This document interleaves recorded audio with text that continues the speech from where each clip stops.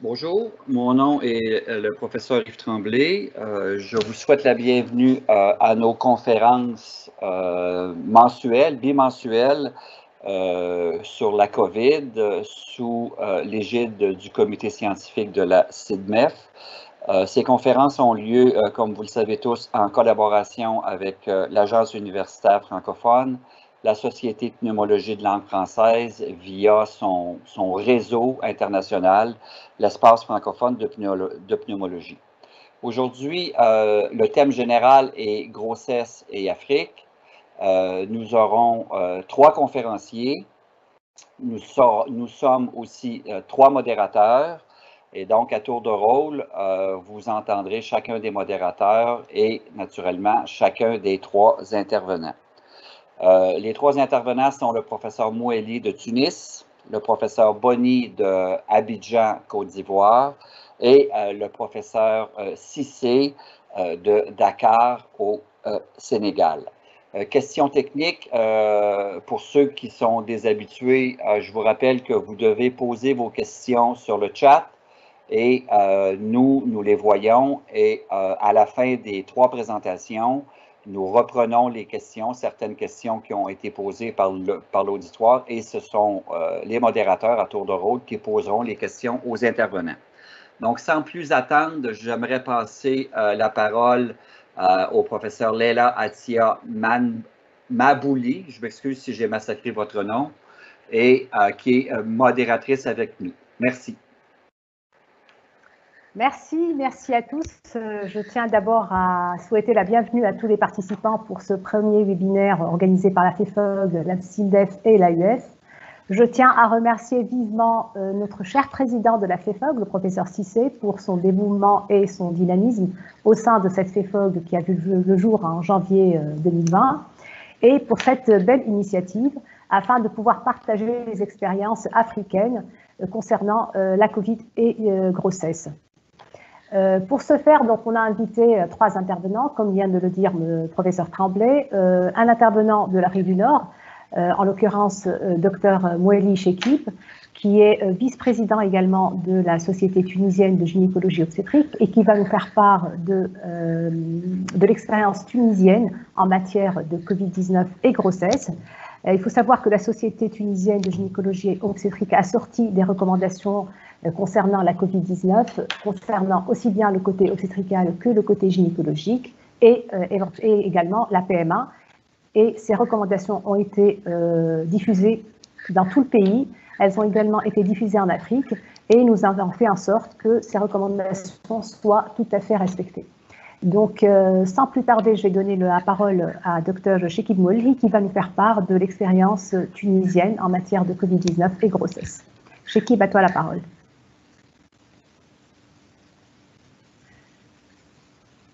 Bien, je vais commencer par partager ma présentation.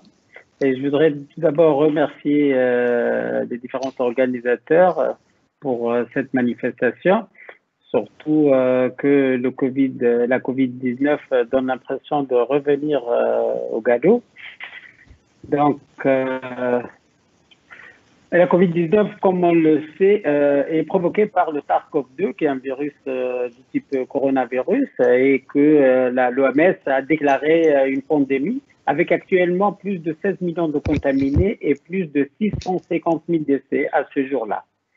Et comme je disais, nous, en Tunisie, on avait l'impression que l'épidémie est derrière nous, mais malheureusement, comme on le voit dans les pays de voisinage, qu'il y a des risques vraiment accrus de nouvelles vagues, notamment avec chez nous de l'ouverture des frontières, et on assiste à une recrudescence des cas.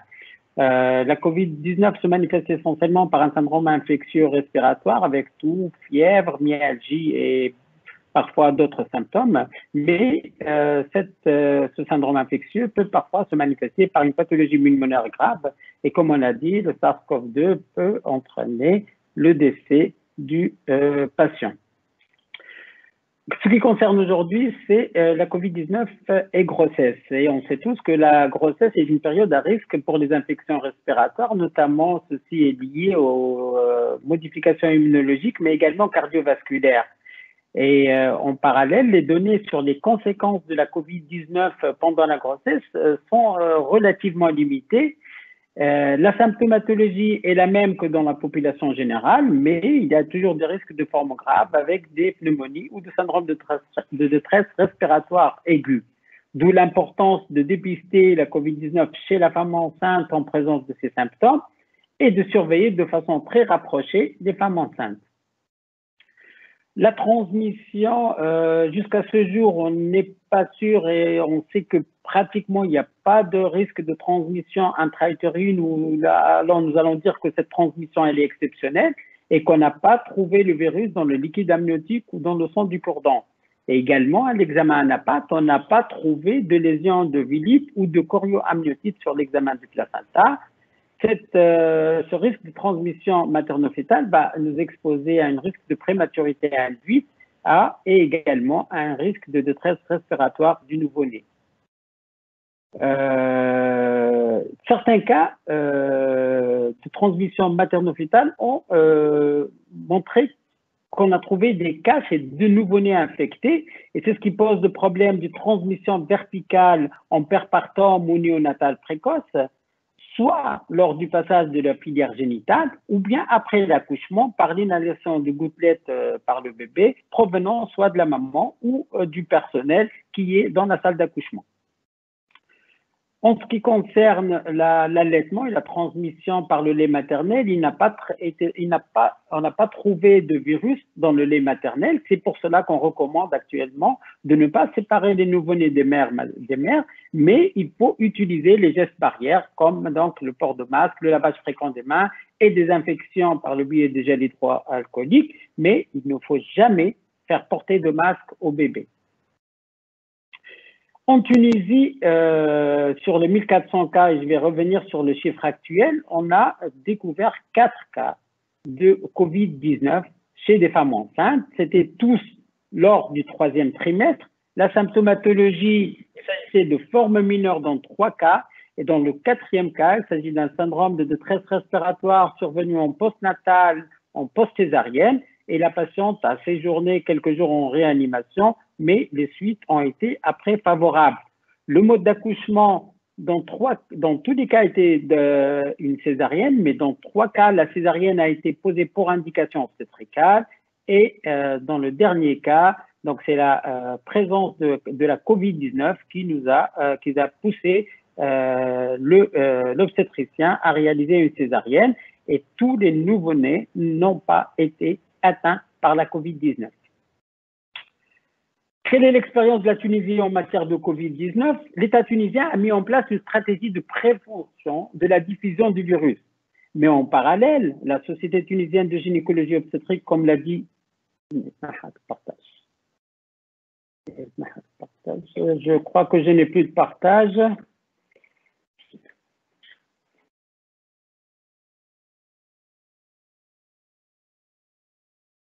Donc, la Société tunisienne de gynécologie obstétrique, comme l'a dit mon ami le docteur Laïla Ataya et l'INEAS, et donc l'instance nationale de l'évaluation et de l'accréditation en santé, ont proposé des protocoles de prise en charge des cas possibles et avérés. Ces recommandations et propositions ont tout le temps évolué avec l'avancée de l'épidémie et des connaissances. En Tunisie, voilà. Ça, c'est l'état actuel du 26 juillet 2020. Et on voit qu'aujourd'hui, on a enregistré en Tunisie 1452 cas sur un total à peu près de 90 000 cas testés. Le 26, on a dépisté 9 cas, dont 2 cas étaient des cas locaux. Sur ces 1452, 1142 sont complètement rétablis avec des tests PCR négatifs et 260 cas sont toujours porteurs du virus. Et on voit la répartition dans tous les gouvernorats et tous les gouvernorats de la Tunisie sont atteints. À un certain moment, il y avait des gouvernorats où on n'avait plus vraiment enregistré des cas de COVID-19. L'évolution, donc ça c'est un diagramme qui montre l'évolution des cas. Donc ce qui est en rouge, c'est les cas confirmés. Et on voit qu'à partir de mars, l'épidémie a commencé à apparaître en Tunisie, mais contrairement à beaucoup de courbes qu'on voyait classiquement, on n'a pas une courbe en cloche et en Tunisie, on a pu maintenir un plateau et éviter ce pic qui a fait vraiment dépasser les structures sanitaires dans beaucoup de pays. La mortalité, oui. Tu n'es pas en train de partager ton écran. Moi, je vais le remettre.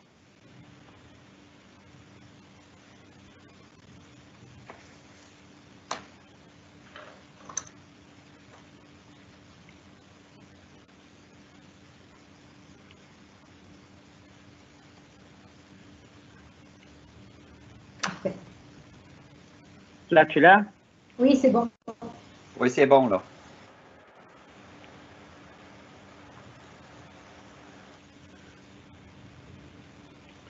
Voilà, donc là, c'est la courbe qui montre l'évolution du cas en Tunisie. Et donc, comme je disais, on voit qu'en Tunisie, la courbe, elle est restée plate et on a pu éviter le pic. Et je vais expliquer après comment on a pu faire, comment les instances tunisiennes ont pu faire pour éviter le pic qui a fait dépasser les structures sanitaires dans beaucoup de pays. La mortalité, on a enregistré en tout 50 cas et on voit que la courbe est restée plate.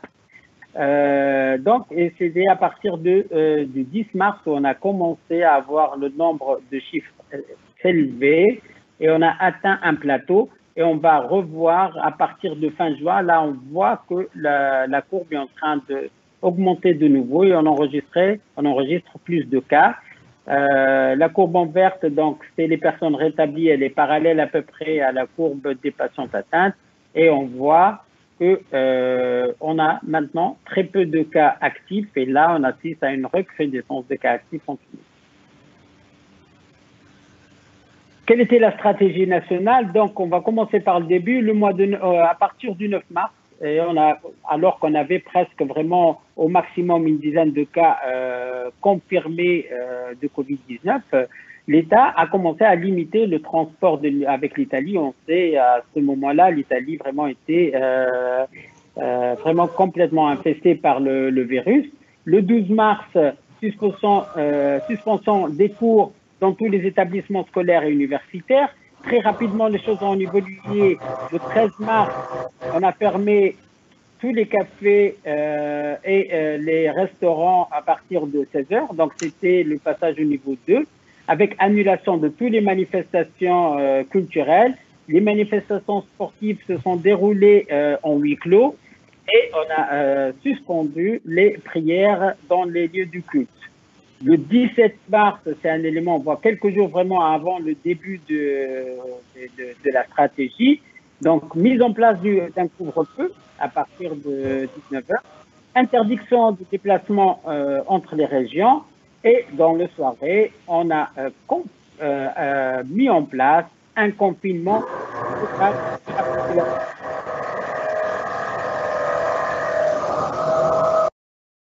Le 18 mars, fermeture des frontières. 4 mai, première phase, donc on voit à partir du 18 mars jusqu'à 4 mai, tout était fermé et avec ces mesures qu'on a pu vraiment contrôler le nombre de cas positifs. Et à partir du 4 mars, on a commencé le déconfinement pour redémarrer l'économie. Le 13 mai, allègement de couvre-feu. Le 18 mai, déplacement, on a eu déploiement des drones vraiment pour mesurer la température de la population. Le 26 mai, mise en place de tests rapides pour les élèves du baccalauréat pour qu'ils puissent reprendre l'école parce qu'en Tunisie, on a passé l'examen du baccalauréat. Donc, on a préconisé la réalisation de tests rapides avant la reprise de l'école. Le 4 juin, donc là, on est sorti du confinement avec ouverture des cafés, salons de thé, restaurants, les musées et les lieux de culte. Et le 8 juin, levée du couvre-feu. Le 14 juin, ouverture donc même des salles de fête et des salles de sport et de cinéma. Le 15 juin, là, on a détecté un cas local à Algola. Donc, on a réalisé une campagne de dépistage en raison de ce cas local. Et jusqu'au 29 juin, on avait vraiment presque plus de cas en Tunisie et arrivé 5-6 jours sans avoir des cas locaux. Par contre, il y avait quelques cas de gens qui ont été rapatriés, mais il n'y avait plus de cas locaux. Et le 29 juin, on a décidé la réouverture des frontières avec des conditions particulières pour les voyageurs, notamment des tests de PCR, des engagements des voyageurs, l'usage de moyens, mesures barrières et un contrôle des voyageurs. Et au cours de cette période-là, un élément important pour les femmes enceintes, c'est qu'à partir du 17 mars 2020 en Tunisie, il y a eu une réduction des horaires de travail pour les femmes enceintes avant qu'elles ne soient totalement arrêtées de travailler. Et au cours de cette période, 24 812 ressortissants tunisiens ont été repatriés du 29 mars jusqu'à 29 mai. C'est ce qui explique qu'on a continué à avoir des cas, mais c'était tous des cas importés. Et à partir du 29 juin, comme je l'ai dit, l'État a mis en place des conditions d'accès au territoire tunisien et les pays ont été classés en 3 niveaux de risque selon les critères scientifiques et des indicateurs épidémiologiques, notamment la proportion des cas actifs, l'incidence cumulée, la tendance évolutive et les modalités épidémiologiques. Et on voit là sur la courbe, sur le diagramme, donc les différents couleurs. Donc on a donné des codes couleurs aux différents pays. Donc pour les bleus, c'est des pays voisins et qui sont en attente de convention et jusqu'à ce jour, les frontières sont fermées avec ces 2 pays. Les pays classés verts, donc il y a risque faible, aucune restriction pour les voyageurs. Pour les pays orange, donc c'est un risque moyen, donc il faut présenter à l'embarquement un test PCR qui doit être négatif 72 heures avant le départ. Présentation du fiche sanitaire avec un engagement, auto-confinement, soit à domicile ou dans un hôtel. Par contre, les autres pays, là, ce qui est en gris, donc c'est interdiction vraiment de débarquer en Tunisie, sauf pour les personnes de nationalité tunisienne et dans le cadre d'un repatriement.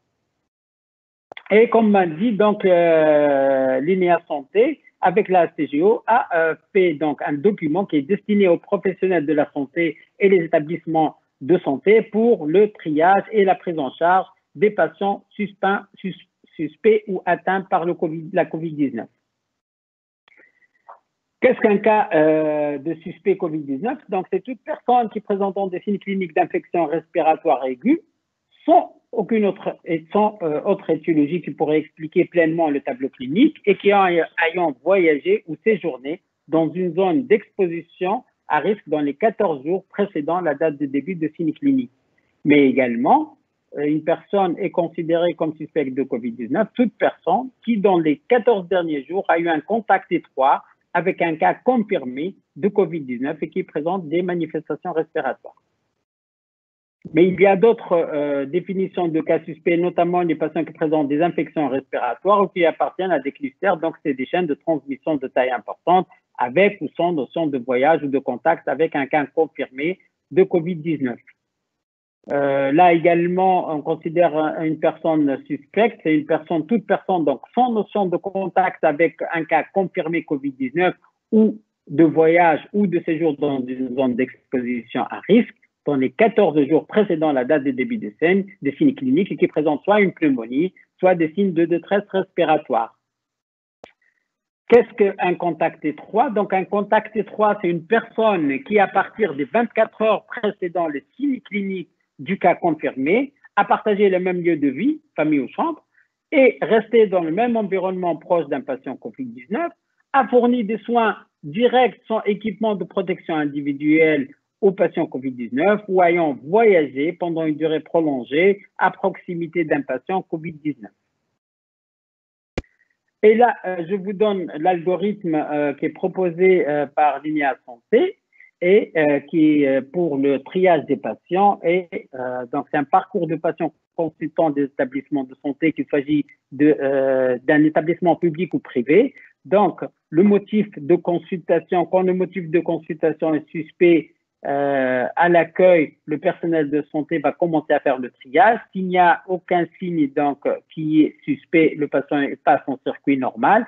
Sinon, s'il y a des signes suspects, donc le patient va être transféré en circuit COVID, il va être isolé, donc il faut le faire porter un masque, il faut l'isoler, il faut prendre contact avec le SAMU ou les cellules régionales de veille sanitaire.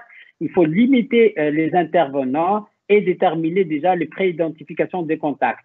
et il est pris en charge par l'équipe soignante qui doit mettre un masque FFP2, des gants propres, charlotte, blouse sur blouse et des lunettes et des surchaussures. Donc l'anamnèse plus l'examen et la mesure de la saturation en oxygène.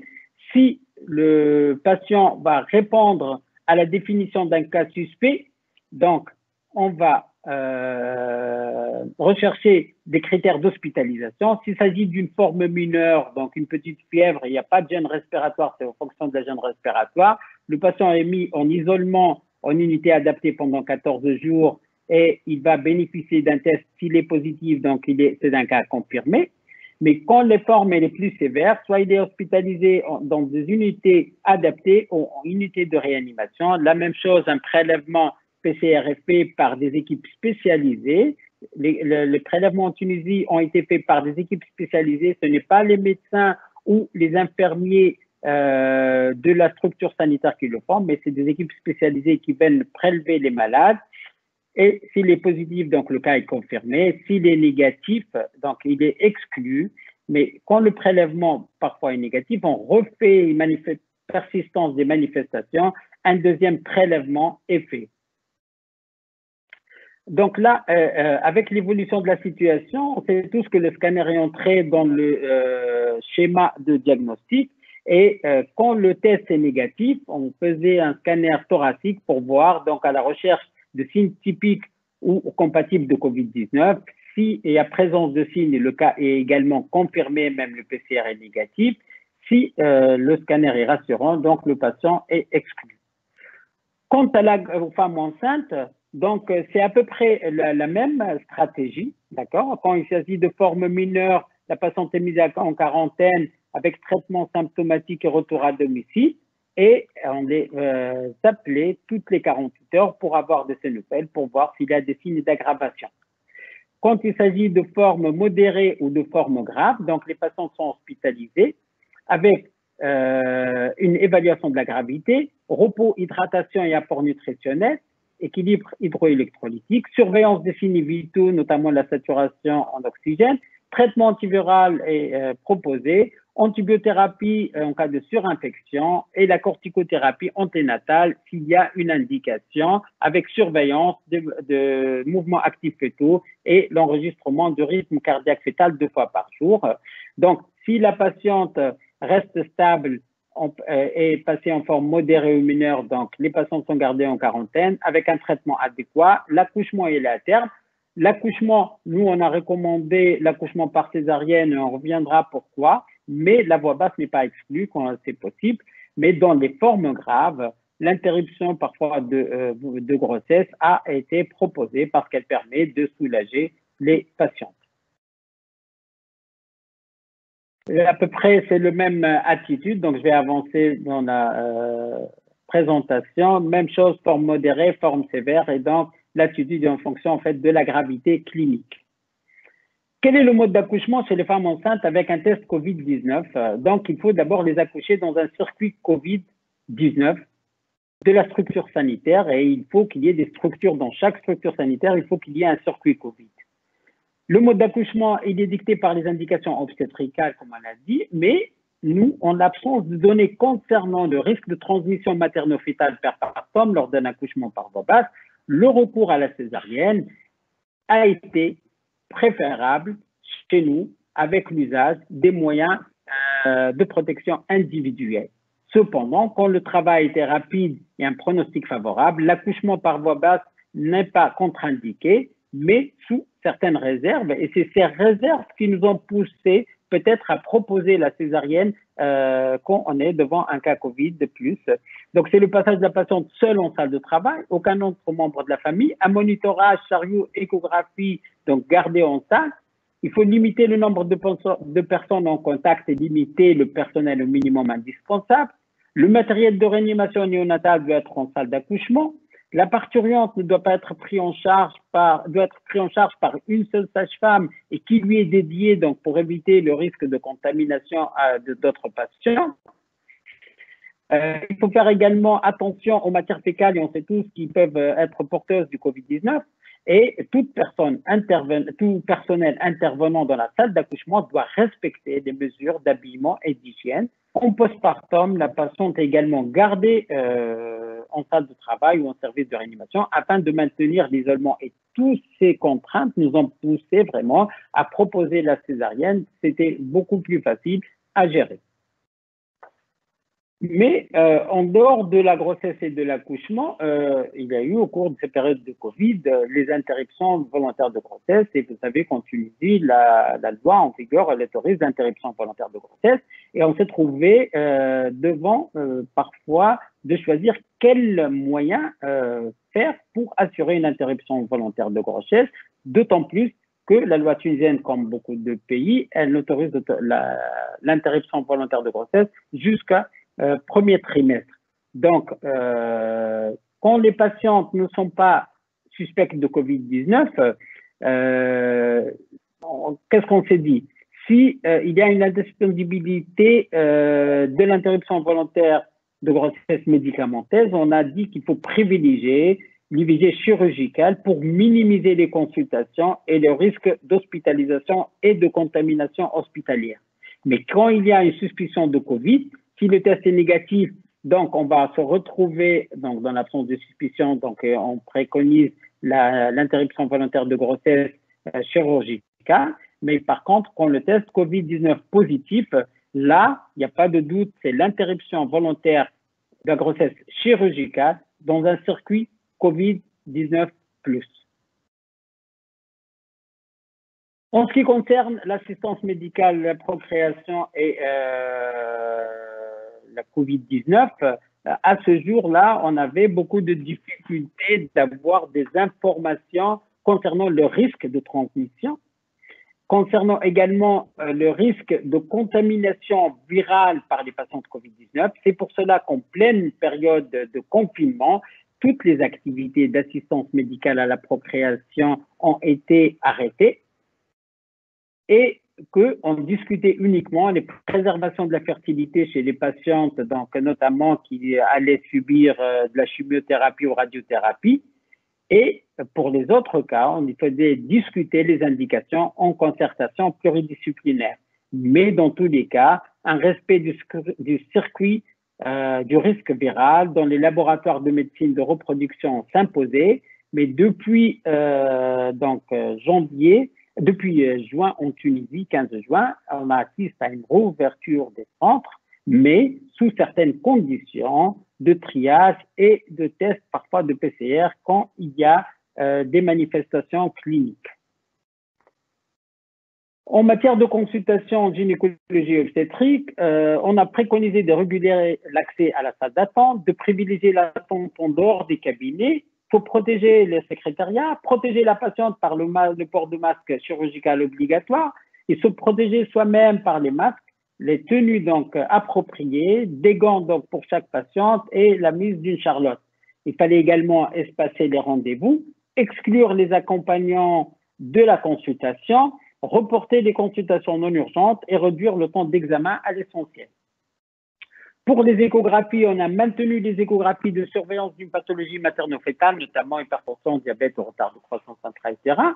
Et on a également maintenu les échographies d'urgence, notamment les échographies de diagnostic de grossesse. Et on sait tous qu'à fortiori, les patientes ayant de facteurs de risque de grossesse extra-utérine, que celle-ci peut être également fatale. C'est pour cela que les échographies de diagnostic de grossesse a été maintenues. Et on a décidé de reporter toutes les échographies gynécologiques non urgentes. Et on a maintenu les 3 échographies obligatoires en Tunisie, à savoir premier trimestre 11-14 semaines, deuxième trimestre 20-25 semaines et du troisième semestre. Et ces échographies, ils ont un rôle essentiel d'une médecine de qualité. Pour les consultations toujours gynécologie obstétrique et pour l'échographie, on a maintenu les échographies de surveillance des grossesses gémellaires, que ce soit mensuelles pour les grossesses gémellaires bicoriales et bimensuelles pour les monocoriales.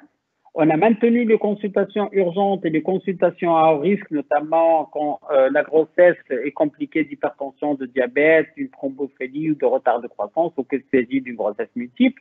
Et on a également privilégié la consultation à distance pour le suivi obstétrical normal avec de la télémédecine, utiliser les autres moyens de communication, qu'il s'agit de Viber, de Messenger ou du WhatsApp. Donc, en conclusion, je veux dire qu'il faut vraiment continuer à être attentionné. Il faut qu'on se protège, qu'on protège le personnel de santé et qu'on protège nos familles par l'usage de moyens barrières et par la distanciation physique. Et à la fin, je voulais remercier mon ami le professeur Laila Teya et Neyer Moli pour son assistance technique. Voilà, merci. Merci Chekib. Merci Chekib pour ta brillante conférence. C'était très clair. La stratégie tunisienne est bien claire. Tu as tout rapporté. Je pense que c'est ce qui explique que nous sommes en deçà des chiffres des pays voisins, notamment ce qui se passe en Algérie et au Maroc. Et on leur souhaite beaucoup de courage. Voilà, je vais céder la parole au professeur Thierry Lemary qui va présenter le deuxième conférencier. Professeur Etienne, à vous la parole. Merci. Donc, la prochaine présentation, elle est faite par le professeur Serge Bonny, qui va nous rapporter l'expérience de la Côte d'Ivoire. Serge Bonny, si vous pouvez tenir dans les 20 minutes, si c'est possible, de manière à ne pas trop prolonger cette séance. Merci beaucoup. Merci beaucoup. Je pense que je tiendrai nettement moins longtemps. Bravo. Je vais demander au professeur Tremblay de mettre ma présentation en partage pour que je puisse la commencer. Professeur Tremblay, je ne sais pas s'il m'entend. C'est bon? En attendant, je voudrais dire que je ne l'ai pas encore, moi, je n'ai pas ça. Ou bien vous voulez que je le fasse moi-même? Professeur Yves Tremblay. J'ai toujours. Ok, c'est bon. C'est bon? Oui. Voilà, alors je voudrais à mon tour remercier les organisateurs de cette webinaire qui ont bien voulu associer la Côte d'Ivoire et lui permettre de partager son expérience. Et je voudrais en introduction dire que, comme tout le monde, est-ce que ça passe? Très bien. Je ne sais pas, moi j'ai juste une image figée, hein. Je n'ai pas le passage de... Voilà, non, là, là c'est bon. Sur l'écran, c'est bon, et vous devez pouvoir passer la diapositive suivante sans difficulté, a priori. J'y arrive pas. Voilà, c'est bon. Alors, je vais donc, dans un premier temps, vous faire part des données générales relatives au Covid en Côte d'Ivoire et puis la prise en charge et la riposte sanitaire relativement à l'association Covid et grossesse. Et puis, secondairement, je passerai aux perspectives qui s'offrent à nous relativement à cette pathologie, à cette association morbide. Alors, s'agissant donc des données générales, bon, disons que cette pandémie est apparue depuis 2019 avec le premier cas à Wuhan en Chine. Et en Côte d'Ivoire, le premier cas a été signalé le 9 mars. La femme enceinte, comme vous le savez, est très concernée par cette pathologie du fait de sa vulnérabilité et sa sensibilité aux infections et le risque de complications materno-fétales qui n'est pas négligeable. Alors, au plan mondial, en 4 mois, plus de 16 millions de cas, plus de 650 000 décès. Et en Côte d'Ivoire, quand nous faisons l'état des lieux au 27 juillet 2020, c'est-à-dire il y a 2 jours, le nombre de tests réalisés était de 95 106, avec 15 596 cas positifs, soit 16,4% de positifs. par rapport au nombre de tests. 10 178 guéris et donc encore 5 322 cas actifs et quand même 96 décès et un taux de létalité de 0,6%. Abidjan, la capitale économique de la Côte d'Ivoire, demeure l'épicentre de la maladie et il y a très peu de cas en provenance de l'intérieur qui sont diagnostiqués à l'intérieur et donc quasiment tous les cas. Et je vous ai montré là la représentation graphique du nombre de cas et vous voyez que donc depuis le mois de juin, on a une augmentation importante des cas journaliers de Covid. Et la diapo suivante, s'il vous plaît. Alors, les signes de la maladie, on les connaît. L'incubation est de maximum 14 jours. La phase d'invasion marquée par un syndrome grippal brutal avec des signes respiratoires qui sont en avant et puis des signes ophtalmo, des signes neurologiques aussi, l'anosmie et la gueusie, la fièvre, la toux et la dyspnée constituant la triade de suspicion importante du Covid, de la maladie à Covid-19. Alors, en Côte d'Ivoire, c'est le test direct, c'est-à-dire la PCR, réalisé par l'Institut Pasteur de Côte d'Ivoire avec ses antennes.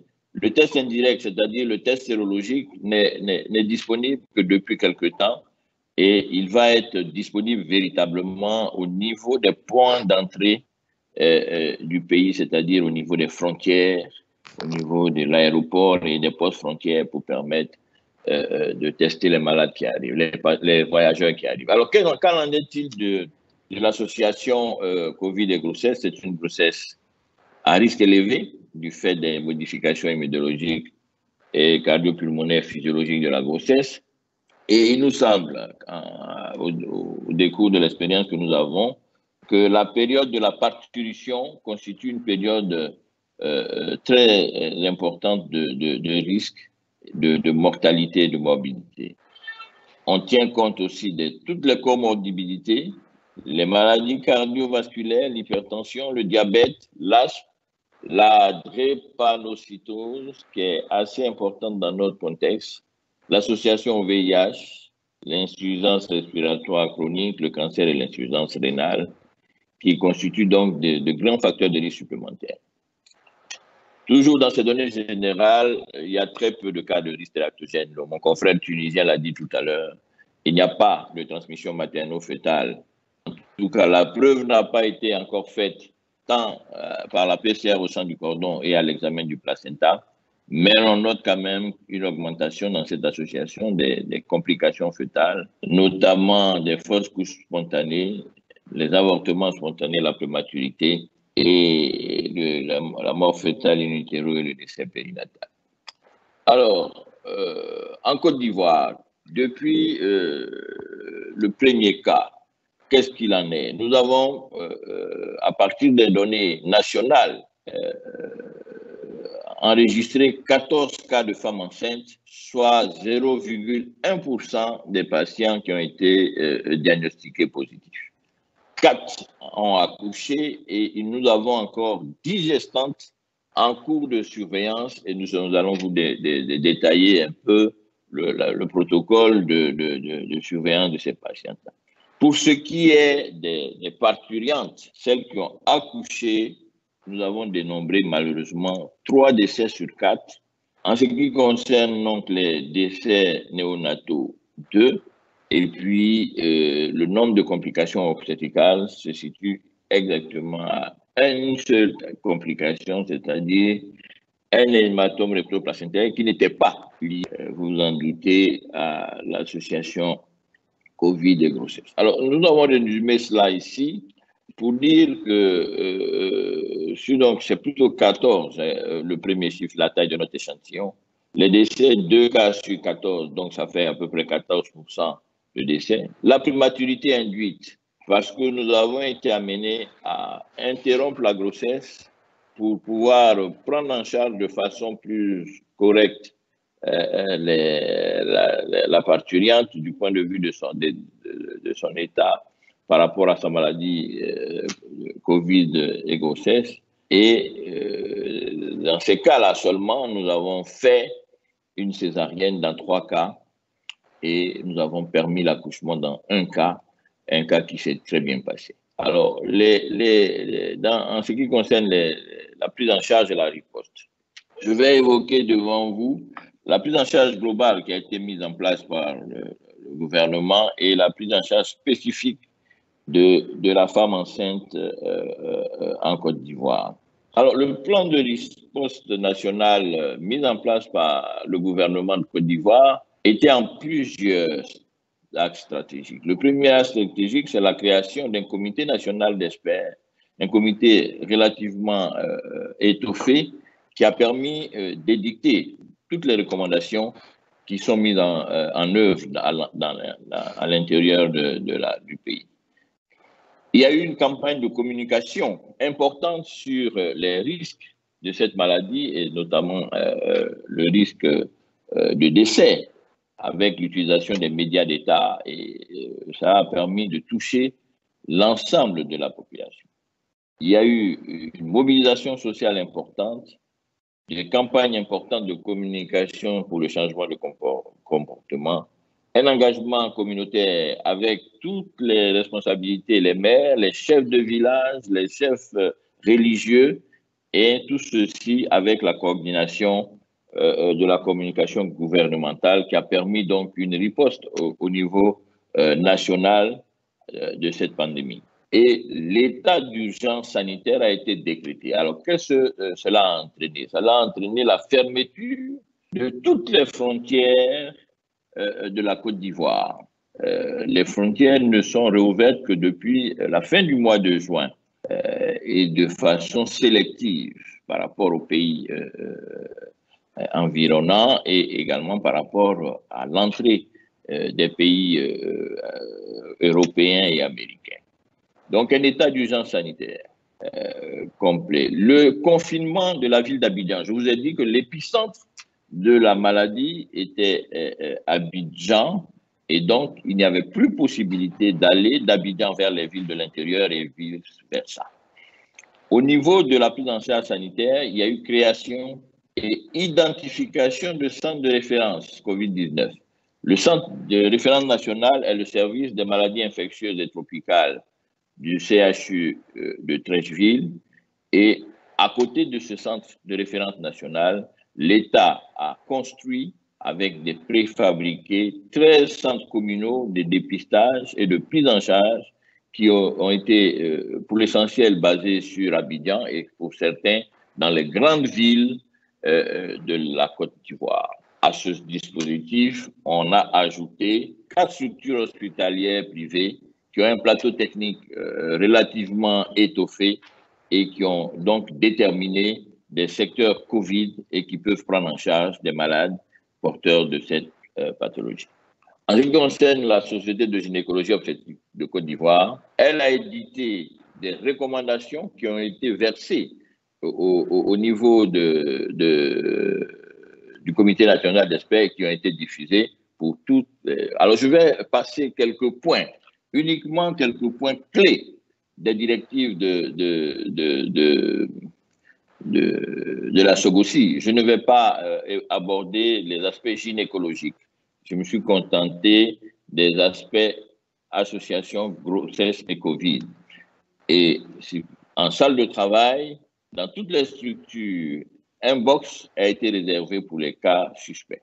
Le personnel contact a été limité à une sage-femme unique, habillée de façon correcte avec les équipements de protection individuelle recommandés, tels que par l'OMS avec la surblouse, les surchaussures, les lunettes et tout cela.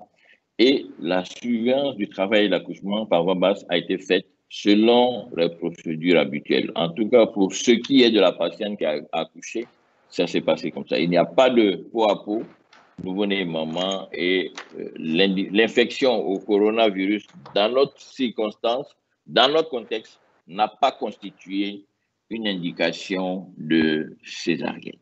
Alors, nous avons pris donc en charge nos patients comme cela. Le nouveau-né, l'allaitement est autorisé et systématiquement, les enfants, en fait, il n'y en avait que 2. ont été vus par le néonatologiste, mais il n'y a pas eu de PCR systématique au nouveau-né à la naissance, ni sur le liquide amniotique, le placenta ou de prélèvement au niveau du sang du cordon. Alors, pour ce qui est des directives de la SOGOSI, il n'y a pas d'indication systématique de césarienne en cas de Covid et grossesse. On respecte les indications obstétricales habituelles. Seulement, lorsqu'une césarienne doit être réalisée, c'est dans un bloc dédié qui est systématiquement désinfecté et la patiente est maintenue dans une salle d'isolement post-opératoire parce qu'il a été demandé à chaque structure d'identifier donc un box dédié au niveau de l'accouchement pour les patients suspects et une salle d'hospitalisation de confinement pour les patients opérés ou ayant accouché. Voilà pour les quelques points. Pour ce qui concerne donc cette riposte sanitaire en Côte d'Ivoire, on peut distinguer deux périodes. Vous avez vu que si vous vous rappelez la cinétique des cas dans le pays, on a une augmentation importante des cas depuis juin 2020. Donc, la première période est partie de mars à 2020 et les dispositions pratiques ont été prises en fonction de la capacité d'accueil et des disponibilités techniques de chaque établissement. En réalité, ce sont les CHU au niveau d'Abidjan, les hôpitaux de district, c'est-à-dire les CHR, qui ont été équipés pour prendre en charge, selon la procédure que je vous ai détaillée tout à l'heure, pour prendre en charge les cas d'association Covid et grossesse. Mais depuis juin 2020 jusqu'à ce jour, tous les cas suspects de Covid sur le plan clinique ou ayant eu un contact avec un patient Covid, tous les cas de femmes enceintes sont dirigés vers des centres dédiés. Je vous ai dit aussi en introduction que 13 centres dédiés sont construits et ces patientes-là sont dirigées vers ces centres. Ce qu'il faut remarquer, c'est que dans la première phase de notre prise en charge ici en Côte d'Ivoire, il n'y avait pas de dépistage systématique des gestantes et des parturientes. Ça se faisait juste par un passage par une zone de tri, l'isolement des cas suspects, l'appel du médecin référent Covid et la prise en charge de façon spécifique, comme je l'ai dit au cours de mon exposé précédemment. Ensuite, depuis juin, en cas de confirmation, lorsque la patiente est référée dans le centre dédié, alors sur Abidjan, on peut considérer qu'il y a à peu près 3 centres dédiés où tous les cas suspects sont dirigés. Et en cas de confirmation, s'il n'y a pas de signe de gravité, c'est-à-dire les formes mineures, il s'agit donc d'une prise en charge ambulatoire conjointe par un médecin du centre et l'obstétricien habituel. Mais la patiente est confinée soit à domicile, soit dans des structures qui ont été identifiées, parce que l'État ivoirien a réquisitionné un certain nombre de centres. C'est l'Institut national de la jeunesse et sport où il dispose d'un certain nombre de centres, des hôtels et un centre un peu en dehors de la ville d'Abidjan. Et ces patientes-là, en plus des autres patients, sont confinés dans ces sites et pris en charge et par le médecin du centre et par l'obstétricien habituel. Mais en cas de signe de gravité, l'hospitalisation est faite au niveau du service des maladies infectieuses et tropicales et l'avis obstétrical est donné de façon régulière en cas de besoin pour la prise en charge de cette patiente. Alors, le protocole que nous appliquons, les attitudes sont inchangées par rapport au suivi de la grossesse. Le suivi prénatal avec une consultation mensuelle a été maintenu. Les prophylaxies ont été maintenues, c'est-à-dire la prophylaxie anti-paludéenne classique, c'est-à-dire la sulfaméthoxazine et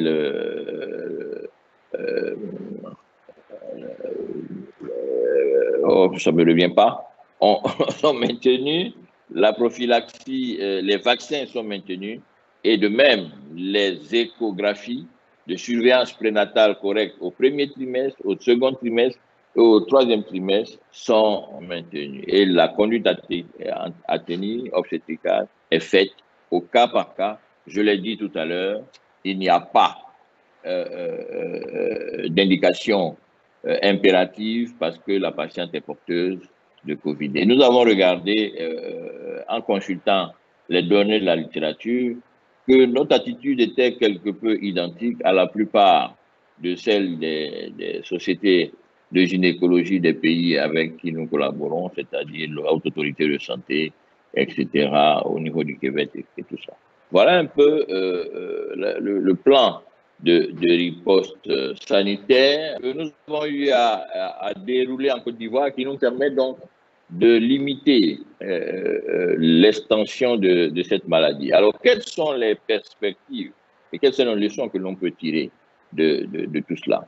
Quelles sont donc les problématiques qui restent à résoudre? L'introduction, la première qui nous paraît importante, c'est l'introduction du dépistage systématique COVID dans le bilan prénatal. Alors, est-ce que toutes les patientes, dès qu'elles sont enceintes, doivent bénéficier du test de dépistage, comme on le fait maintenant pour le test du VIH et tout cela? C'est un débat qui est ouvert, que nous avons présenté aux autorités sanitaires, et en fonction de l'évolution des choses, je pense qu'on devrait arriver à cela. Le deuxième problème, c'est qu'on a des patientes qui ont eu des antécédents récents de Covid et qui ont contracté dans les mois qui ont suivi une grossesse. Et le problème s'est posé sur les patientes que nous suivons en cours actuellement dans 2 ou 3 cas. Nous avons considéré qu'on peut les considérer comme des cas de Covid et grossesse et nous les prenons en charge en tant que tels. Et enfin, l'une des pistes de réflexion qui est la nôtre actuellement, c'est d'essayer de voir la réalité du passage transplacentaire du coronavirus et le risque éventuellement de développement de maladies néonatales. Donc, des perspectives pour lesquelles nous avons des plaidoyers importants avec les autorités gouvernementales, c'est la formation continue du personnel pour que la prise en charge ne se relâche pas. Et nous avons sollicité la création d'un centre national dédié Covid et grossesse, c'est-à-dire une maternité qui aurait un service d'hospitalisation, une salle d'accouchement spécifique, un bloc opératoire dédié et une unité de réanimation qui nous permettrait, dans les grands centres, c'est-à-dire à Abidjan notamment, les grands départements, dans les grands CHU, Boaké, Korogo, avoir donc ce centre-là sur ce modèle, avec constitution d'équipes pluridisciplinaires par site de traitement, je le disais, prise en charge décentralisée dans tous les hôpitaux de district et les CHU, et puis la réévaluation continue des protocoles Covid et grossesse. Voilà un peu ce que je voulais partager s'agissant de l'expérience de la Côte d'Ivoire. Mais la pandémie du Covid est un challenge pour la communauté scientifique. Et l'association à la grossesse met particulièrement à contribution les gynécologues obstétriciens. Et l'attention devra être plus soutenue au cours des périodes de la participation du fait des complications plus fréquentes. Je vous remercie de votre attention. Merci.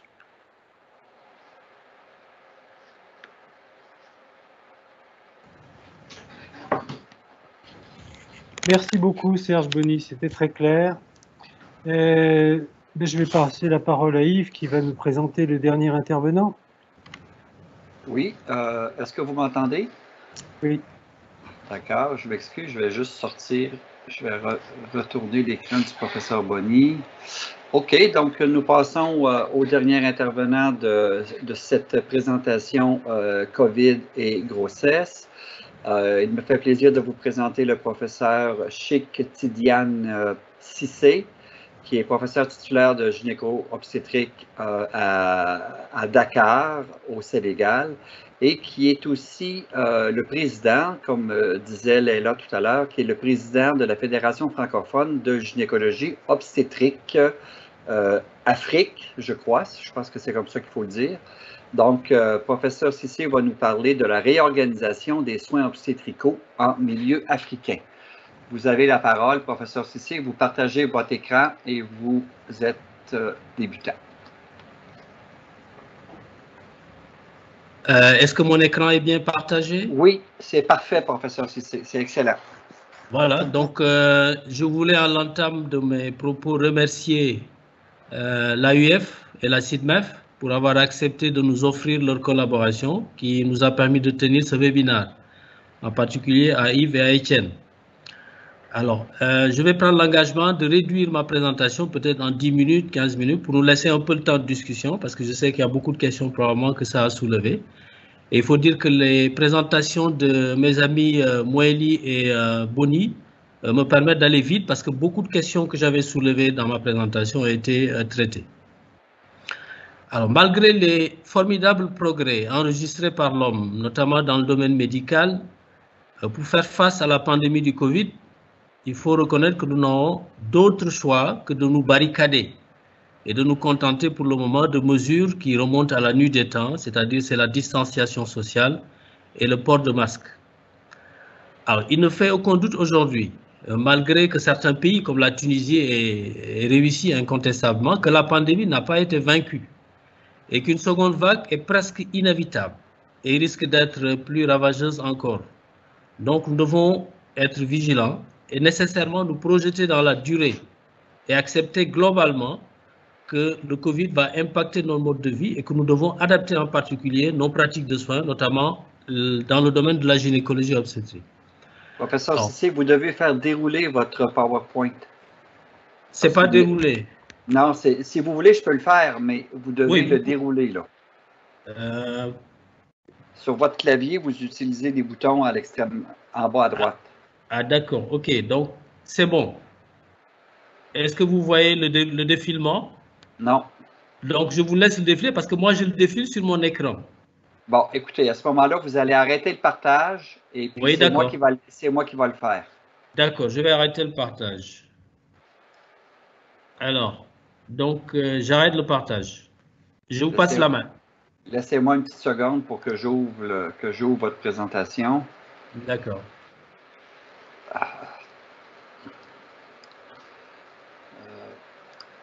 Partage. Ici.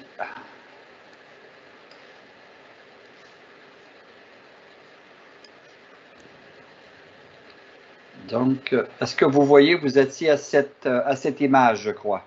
Voilà, c'est ça. Est-ce que vous pouvez mettre des diaporamas? Oui. Est-ce que vous le voyez bien? Non, le diaporama n'est pas affiché. C'est seulement la... Bon, écoutez, à défaut, on se contente de ça, pour ne pas perdre exactement. Je m'excuse, mais on va devoir rester comme ça. OK. Alors, vous passez la prochaine diapo. Alors, donc, je vais articuler ma présentation sans prendre plus des 10 minutes prévues. Donc, autour des 5 points suivants, parler de la problématique et des conséquences du Covid sur la santé maternelle en général, parler de l'évaluation des risques qui nous permettent d'adapter notre pratique, faire des propositions de redistribution du personnel et de réorganisation des soins, parler très rapidement, parce que ça a été abordé par mes deux collègues qui m'ont précédé, de la gestion des femmes enceintes suspectes de Covid. Il n'y a pas beaucoup de différences dans nos différents pays. Et puis quelques mots sur les perspectives. Les diapos suivantes. Alors, donc la question centrale, c'est qu'il faut prévenir la propagation parce que les soins obstétricaux représentent un facteur de risque. Alors, il faut prévenir, il faut protéger la patiente, son nouveau-né, sa famille. Il faut protéger toutes les catégories de personnel, aussi bien le personnel soignant que les techniciens de surface. Et pour cela, il faudra qu'on s'adapte et qu'on se réorganise. Diapositive. Alors, je passe sur ces considérations. Vous pouvez passer. Donc, ça a été dit. Ensuite, les formations thématiques, 85%. Et ce qui fait que l'hôpital devient un milieu dangereux parce que la plupart des personnes qui fréquentent l'hôpital, que ce soit les malades, que ce soit le personnel de santé, comme les accompagnants, sont susceptibles d'être porteurs de la maladie et donc d'entretenir, disons, la transmission. Et je pense que Serge en a parlé. Actuellement, deux signes semblent être très pathognomoniques, la perte de l'odorat et la perte du goût. Et peut-être qu'il faudrait poser ces questions systématiquement à toutes les personnes qui fréquentent nos structures pour éventuellement évoquer cela. Alors, l'évolution est généralement bénigne, 80%, 85%. Alors, la question de savoir, est-ce que le fait d'avoir une grossesse pathologique expose plus au risque de Covid? La question est posée, mais pour l'instant, l'évidence médicale n'a pas donné de réponse. Diapositive suivante. Alors, les problématiques et conséquences. Diapo suivante. Alors, c'est une situation inédite. On sait que l'ampleur est mondiale à cause de plusieurs éléments. Bon, il y a une résurgence des peurs ancestrales et puis beaucoup d'intoxications diverses, ce qui fait qu'en tant que soignants également, nous devons avoir un esprit très critique. On a vu tout récemment toute la polémique qui a jailli autour de la publication dans le Lancet concernant l'efficacité de l'hydroxychloroquine. Alors, les conséquences concernent l'économie et les relations sociales, je n'insiste pas, mais je vais aborder quelques points concernant le système de santé. Diapositive. Alors, il y a une révision des priorités. Du fait du Covid, il y a une mise en veilleuse, qu'on le veuille ou non, de beaucoup de programmes en faveur de la santé maternelle. C'est le cas pour la lutte contre la mortalité maternelle. C'est le cas pour la révision, pour le repositionnement de la planification familiale. Conséquence, on a une dégradation des indicateurs qui a commencé à être ressentie dans la plupart des pays africains. Ensuite, l'offre de soins, parce que beaucoup de structures de santé ont été, disons, colonisées, entre guillemets, mobilisées, ainsi que leur personnel pour la prise en charge du Covid. Or, on sait qu'en milieu africain, il y a déjà un déficit dans l'offre de soins. Alors, la conséquence de cette transformation de certaines structures en centres Covid, c'est qu'il va y avoir une diminution de l'offre de soins et notamment une augmentation des besoins obstétricaux non couverts. Il y a une réallocation des ressources qui ont servi à payer les tests, les traitements, etc. Alors, la conséquence, c'est qu'il y a une aggravation. Si on met en balance également la crise économique, les populations ont de plus en plus de difficultés d'accéder financièrement à la prise en charge des urgences. Diapo. Alors, malheureusement, actuellement, la seule alternative, c'est la prévention avec les gestes barrières et la réorganisation du circuit des patients. Diapositive. Alors, il y a beaucoup d'inconnus, il n'y a pas assez de recul. Ce qui est remarquable, c'est que depuis 6 mois, on a vu une formidable production de littérature concernant le Covid. C'est exceptionnel. Mais en fait, il faut être très prudent parce qu'il n'y a pas assez de recul. Et je ne suis pas étonné que d'ici un an, beaucoup d'informations qui ont été données à travers ces travaux ne soient pas vérifiées. Alors, ce qu'on sait aujourd'hui, c'est qu'il y a peu de données sur les influences réciproques. Il n'y a pas de surreprésentation des femmes, ce qui est valable en Côte d'Ivoire, est valable en Tunisie. Ici aussi, on n'a pas beaucoup de femmes enceintes. Donc, il n'y a pas de surreprésentation des femmes enceintes. Les symptômes sont identiques à ceux observés dans la population générale et il ne semble pas avoir chez les femmes enceintes de prédilection d'évolution vers des formes graves. Diapositive. Par contre, on a constaté, en tout cas dans l'expérience sénégalaise, qu'il y a parfois des cas d'aggravation dus, à notre avis, pour 2 raisons. Il y a la compression diaphragmatique qui limite un peu le jeu respiratoire, mais aussi la fréquence de l'anémie associée à la grossesse qui peut expliquer dans certains cas les difficultés respiratoires occasionnées chez les femmes Covid. Diapositive. Alors, concernant la transmission, Serge l'a dit, il n'y a aucune preuve qu'il existe une transmission materno-fœtale. Par contre, il peut exister ici et là un risque de complications un peu plus important au cours de la grossesse. Diapositive. Diapositive. Diapositive. Alors, durant l'accouchement, à notre avis, l'infection à Covid n'influe pas directement sur le choix de la voie d'accouchement, ni sur les modalités de sa pratique. Bon, nos amis tunisiens ont opté pour la césarienne, peut-être ça fera l'objet d'une discussion. Dans le postpartum, il existe, c'est démontré, un risque accru de complications thromboemboliques, mais il existe également un risque accru de manifestations néonatales précoces. Diapositive. Alors, concernant l'allaitement maternel, là aussi, les travaux qui ont été publiés ont montré qu'il n'y a pas de risque de contamination parce que l'analyse du lait maternel de femmes infectées qui ont accouché n'a pas montré d'excrétion virale. Par contre, il peut y avoir une transmission, soit par voie aérienne ou bien par contact avec la mère au moment de l'allaitement. Alors, pour faire face à toutes ces difficultés, il faut évaluer les risques propres aux activités obstétricales et essayer de trouver, disons, une adaptation. Diapositive. Alors, l'idéal, c'est d'avoir une maternité dédiée.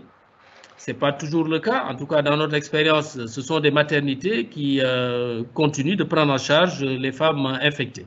Diapositive. Alors, or, nos services classiques sont souvent mal préparés parce que la disposition des locaux, le taux de fréquentation, etc., donc ne favorise pas le respect des mesures de distanciation. Diapo.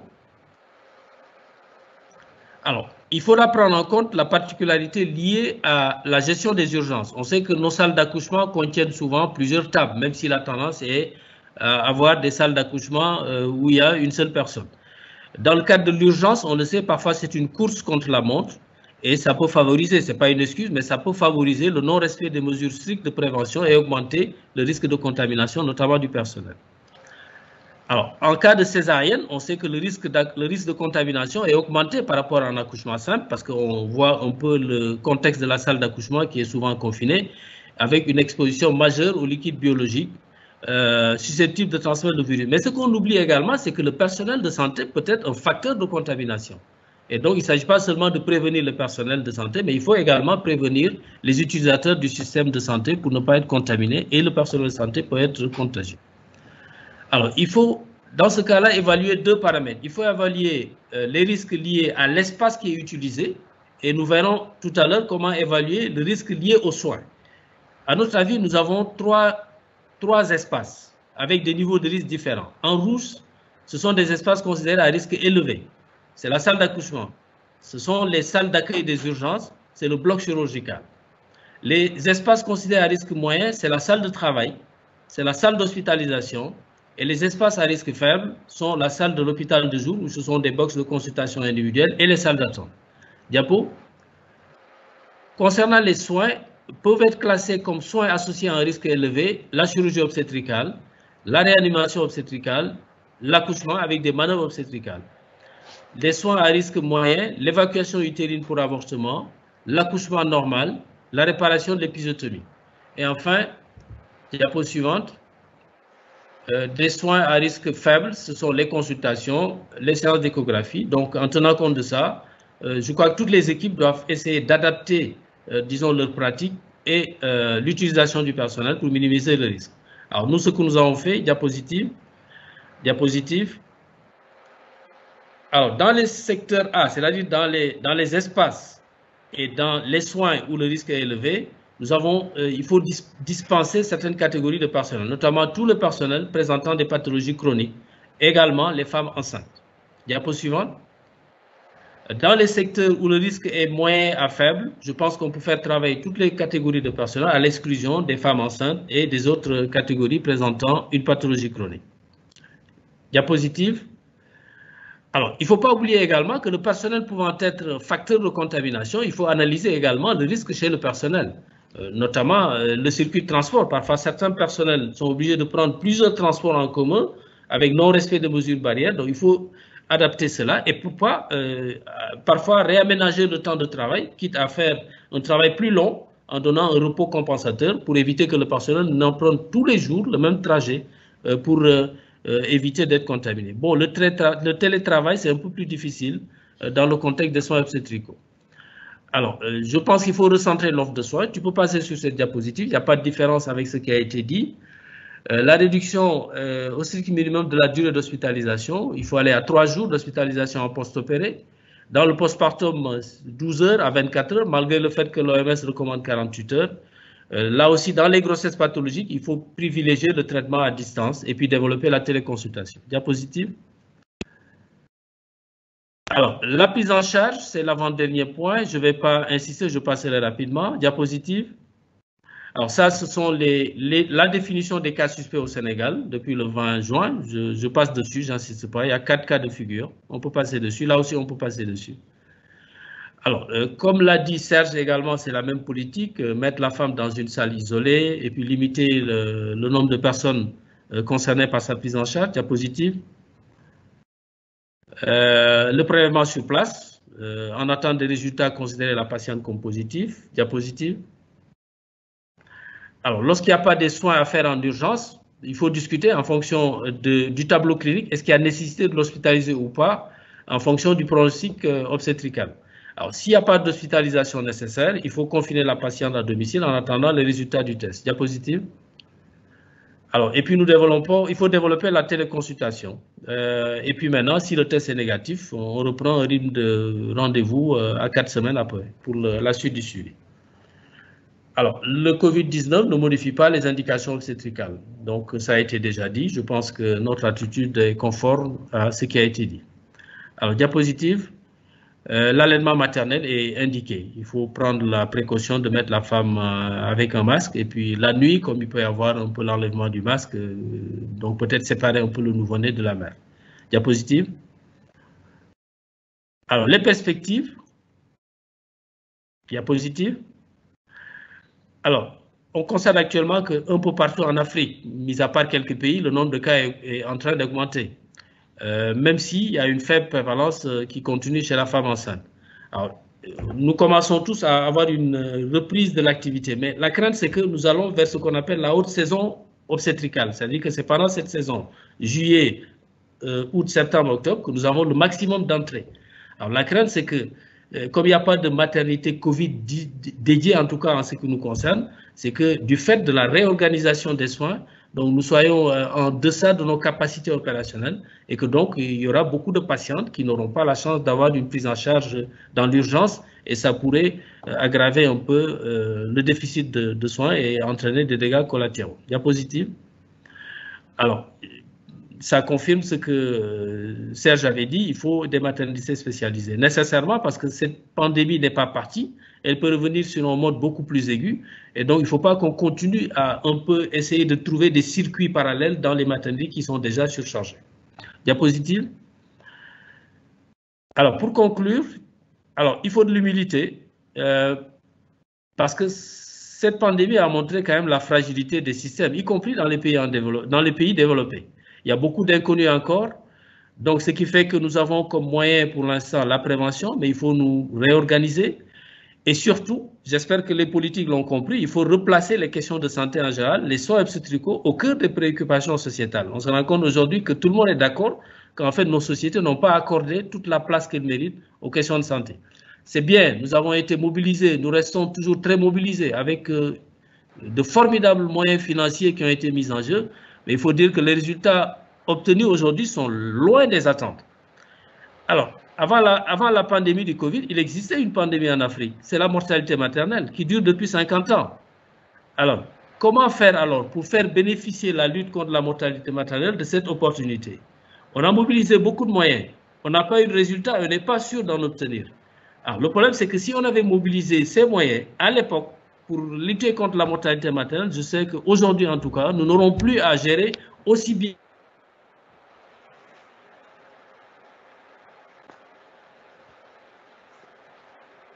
Je vous remercie pour votre attention. Merci beaucoup. Merci. Est-ce que vous m'entendez? Je vous entends très bien. OK. Donc, merci au professeur Cissé pour ce tableau, disons, africain de la situation. Je sais qu'on a de nombreuses questions sur la ligne. Moi, je peux peut-être lancer le bal, si vous permettez. On en a très peu parlé, mais c'est une pratique qui est très, très courue dans les pays, même chez nous, le pot à pot. Qu'est-ce que vous pensez de tout ça en relation avec le COVID? La question pourrait s'adresser au professeur Cissé. Oui, c'est-à-dire qu'on sait que le virus est présent dans la peau, les habits. Et que même en ayant une politique de bain systématique, l'enfant, et ça a été démontré, ça a été publié, notamment par les études chinoises, que l'enfant peut être contaminé justement avec le pot à pot. C'est la raison pour laquelle je pense qu'on a préconisé de bannir ce pot à pot. OK. Étienne, est-ce que tu peux continuer avec les questions des gens un peu? J'avais une question justement. Vous avez... Fort heureusement pour vous, vous avez peu de cas, vous avez pris des mesures pour éviter la contamination dans vos différents pays. Mais est-ce que vous pouvez me dire, en Chine, où il y a eu beaucoup plus de cas, quelle a été la mortalité infantile, néonatale, à Wuhan ou dans d'autres villes? Est-ce que vous avez des chiffres?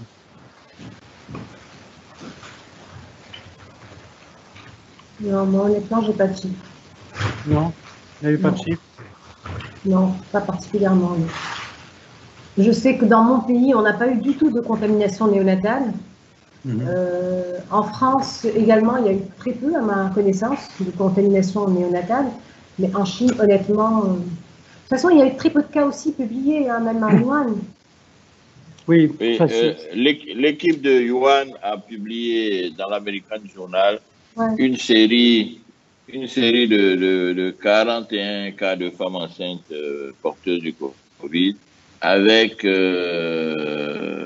des décès périnataux de 7%, c'est-à-dire 2 ou 3 décès sur 41 cas. Et il y a eu très peu, sinon pas de décès maternels. Ils ont pu sauver toutes les mères. Et puis, il y a eu beaucoup de prématurité induite. Presque la moitié des cas ont dû subir des césariennes pour permettre de sauver le bébé et de prendre en charge de façon correcte la mère en réanimation et tout cela. Il n'y a pas eu donc de décès maternel. Voilà. Donc, oui. Donc, vous considérez qu'il y a un risque de prématurité, mais qu'il n'y a pas de véritable risque de détresse respiratoire chez le nouveau-né. C'est ça? Oui, en fait, tout dépend de l'âge auquel on sort le bébé. Et la prise en charge dans notre contexte ici n'est pas toujours facile pour les bébés qui sont en dessous de 32 semaines, mais même un peu plus. Hein. On voit des bébés qui ont des grossesses à 34 semaines où la prise en charge n'est pas évidente et les risques de détresse respiratoire sont assez importants. Maintenant, quand on s'attend à prendre en charge tout cela, on met les moyens et on peut gérer ça. Mais en réalité, je pense que tout dépend de l'âge auquel on sort le bébé dans ces cas-là. Oui, c'est sûr, parce que plus vous êtes immature, en plus des risques associés à COVID, vous avez de la bronchodysplasie, vous avez de la détresse respiratoire, vous avez de l'hernie diaphragmatique. Il y a toutes sortes de maladies néonatales, périnatales qui s'additionnent. Il y a une question dans le public. Je vais vous la lire telle quelle. Je ne sais pas exactement à qui elle s'adresse, donc je vous la lis. Quel était le mode de transmission pour le cas de TME de COVID-19 récemment publié? J'ignore qui a posé la question. La personne n'a pas signé. Activez votre micro, professeur Cissé. En fait, ce qui a été décrit, c'est qu'il n'y a pas de transmission par voie placentaire et que les cas d'infection néonatale qui ont été diagnostiqués, ces enfants ont été contaminés par le biais du contact avec la mère. Voilà, exactement. Voilà. Donc, c'est un Covid post-natal, en fait. Mais ce n'est pas une transmission materno-fœtale comme on le voit dans le HIV ou bien dans l'hépatite virale. Si vous permettez. Oui, il y a une autre question qui vient de, j'ai son prénom, Rodolphe, et il est probablement au Mali. En fait, il y a deux questions. Il y a une première question, c'est quel traitement pour les femmes enceintes de COVID positives? Et deuxièmement, il dit qu'au Mali, on a eu un nouveau-né de 10 jours positif alors que la mère était négative. Et naturellement, la question qui se pose, c'est comment expliquer ça? C'est la question qu'il pose. Peut-être le personnel aussi, hein. Il n'y a pas que la mère, il y a aussi tout le personnel autour. Hein. Oui, il a suffisamment le temps d'être infecté. Ouais, il ne faut pas oublier également que les formes asymptomatiques sont plus nombreuses. On a pu avoir peut-être un nouveau-né d'une mère, disons Covid plus inconnue, qui a dû transiter en unité de néonatologie pour diverses raisons, et que ce nouveau-né a contaminé soit la literie, soit les autres. Hein, c'est tout à fait possible. Et sinon, il y a une autre question pour professeur Boni concernant l'âge de détection des femmes enceintes Covid-19 en Côte d'Ivoire. Est-ce qu'elles ont été identifiées au 3e trimestre, en perpartum ou en postpartum? C'est une question qui nous vient de Raymond, je pense. On a actuellement une cohorte de 10 femmes enceintes que nous suivons. Et pour la plupart, elles ont été diagnostiquées au 2e trimestre de la grossesse. Et elles sont donc en train d'être suivies pour aller vers le terme. Alors, pour celles qui ont accouché, les 4 cas dont j'ai parlé, c'est au dernier trimestre de la grossesse qu'elles ont été diagnostiquées. Et l'évolution a été, pour un cas, c'était un hématome rétroplacentaire, on a dû intervenir en urgence. Les autres cas, c'est la maladie Covid qui a indiqué la césarienne parce qu'il y avait une complication respiratoire majeure et on a dû donc extraire le bébé. Dans un cas, on a sauvé le bébé. Dans les 2 autres cas, on n'a pas pu sauver le bébé et la mère. Voilà. Oui. Oui, j'ai une petite question à demander à mes 2 amis, professeur Cissé et professeur Bonny. En cas de prématurité induite, est-ce que vous avez recours à la corticothérapie ou non? Bon, en fait, il y a 2 aspects. C'est-à-dire que, sauf complications spécifiques liées au Covid, le Covid en lui-même n'amène pas à faire une prématurité induite. Donc, on peut laisser la patiente continuer sa grossesse jusqu'à terme. Évidemment, lorsqu'on prévoit d'extraire l'enfant, évidemment qu'il n'y a plus besoin de disserter là-dessus. La corticothérapie anténatale a fait la preuve de son efficacité. C'est presque une obligation de la faire. Je ne sais pas si c'est la même pratique en Côte d'Ivoire. C'est exactement cela. On n'a pas eu d'état d'âme. On a fait la corticothérapie anténatale pour permettre de donner le maximum de chance aux nouveau-nés. J'ai un cas personnel. Hein, la patiente était à 32 semaines exactement. Malheureusement, nous l'avons perdu, mais le bébé, nous avons pu le sauver. Il y a des recommandations du Collège français, ils vont dans le même sens aussi. Oui, tout à fait. Tout à fait. En Côte d'Ivoire et au Sénégal, est-ce que vous utilisez la dexaméthasone ou la bêta-méthasone? Dans ces cas-là? OK. Oui, c'est J'ai dit dexaméthasone. OK. Pareil chez nous aussi. C'est pareil, voilà, tout à fait. Pareil chez nous. Par contre, moi, j'aimerais bien poser une question à notre ami Chekib. Alors, le choix de la Tunisie, c'était de faire la césarienne. Est-ce qu'avec toute l'évidence médicale qu'on a maintenant, est-ce qu'ils continuent dans cette voie ou bien est-ce qu'ils vont quand même changer et puis laisser les femmes accoucher? C'est la question que je lui pose. Oui, je vais vous répondre, mon cher ami. En fait, nous, on avait, comme vous avez vu, de la façon dont on a géré la crise Covid, c'était vraiment de confiner tout le monde. Et tout le monde, même le personnel, on avait beaucoup de mal avec le personnel soignant pour la prise en charge des patients Covid. Et pour l'organisation et peut-être pour diminuer le risque de contamination du personnel, c'est vrai qu'au début, on était partant pour les césariennes prophylactiques pour diminuer autant que possible le contact. Certainement, maintenant, avec l'évolution de la situation, on est peut-être à repartir pour la possibilité de laisser les femmes accoucher quand les conditions obstétricales et les conditions sanitaires le permettent. Ben, en fait, moi, je rajouterais quelque chose au professeur Cissé. En fait, en Tunisie, le problème, c'est que les patientes Covid positives sont prises en charge en milieu hospitalier public. Elles n'ont pas été prises en charge dans les cliniques privées. Et dans le public, c'est vrai qu'on est très souvent surbooké et c'est pour ça qu'on a pris comme recommandation la césarienne systématique chez les patients Covid+.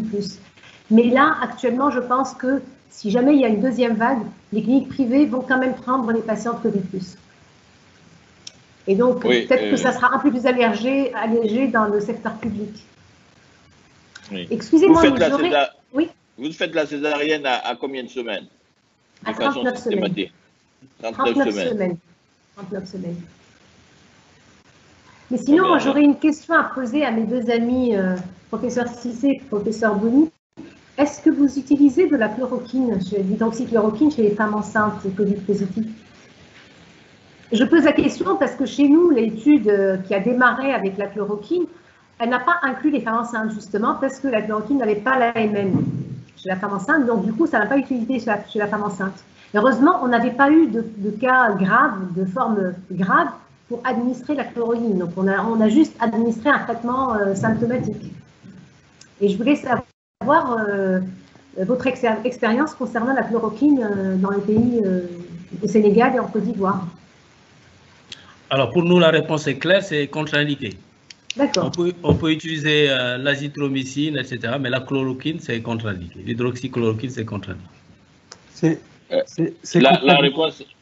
La réponse est encore plus simple chez nous, c'est que dans les directives nationales, nous n'avons pas validé le schéma thérapeutique avec la chloroquine.